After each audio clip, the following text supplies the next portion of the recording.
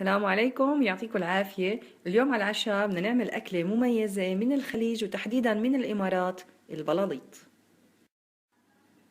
ضمن نشاطات جروب نكهة عربية، جروب على الفيسبوك بيهتم بتوثيق أكلاتنا العربية. اليوم بدنا نروح على الإمارات لنعمل ونجرب البلاليط. لهالأكلة بدنا شعيرية، حب هيل، زعفران، زبدة، بيض، ملح، فلفل، سكر، مورد وزيت.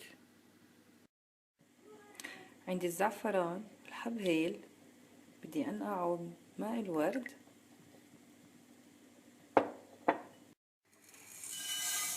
أول مرحلة هنحمص الشعرية،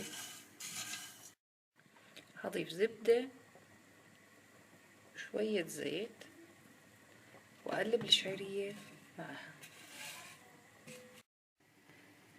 تحمصت الشعرية للدرجة اللي احنا بدنا اياها، شوية محمصة وشوية ضلت شقرة، ضيف لها مي مشان تنسلق. بعد دقيقتين 3 من سلق الشعرية صفيتها بالمصفاي مشان تتصفى من المي، ما بدنا نبالغ بتسويتها لأنه لسه نرجعها على النار. تصفت الشعرية وحطيت زيت وزبدة ونرجع الشعرية على الطنجرة. حطيت السكر، بقية الهيل والزعفران مع ماء الورد.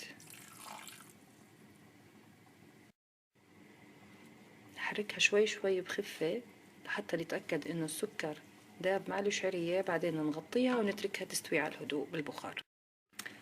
نغطيها ونحضر البيض.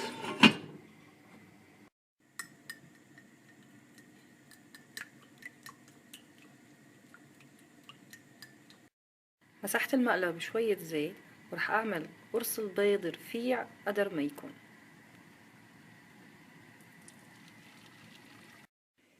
تفلفلت ما شاء الله، كل حبة بحبتها وريحتها ليش أحكي لكم بتجنن.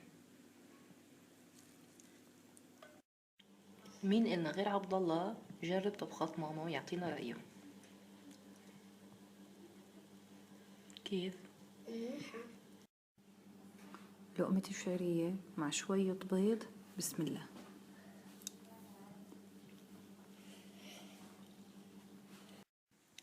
البلاليط أكلة بتتقدم على الفطور أو العشاء، بيتقدم معها قهوة عربية أو شاي، فأنا اليوم بدي أعمل معها قهوة.